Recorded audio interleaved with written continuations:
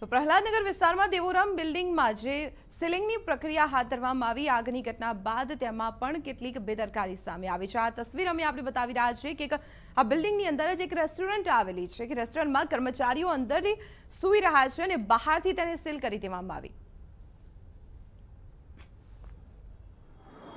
Fire સેફટીના સાધનો યોગ્ય રીતે કામ ન કરતા હોવાના કારણે દેવઓરમ બિલ્ડિંગમાં આવેલા એકમોને સીલ કરવામાં આવ્યા છે, જેમાંની આ એક રેસ્ટોરન્ટ છે કે જે રેસ્ટોરન્ટની અંદર કેટલાક કામદારો રાત્રિ દરમિયાન સૂઈ ગયા હતા। આ કામદારો રેસ્ટોરન્ટની અંદર હોવા છતાં પણ રેસ્ટોરન્ટને સીલ મારી દેવામાં આવી છે।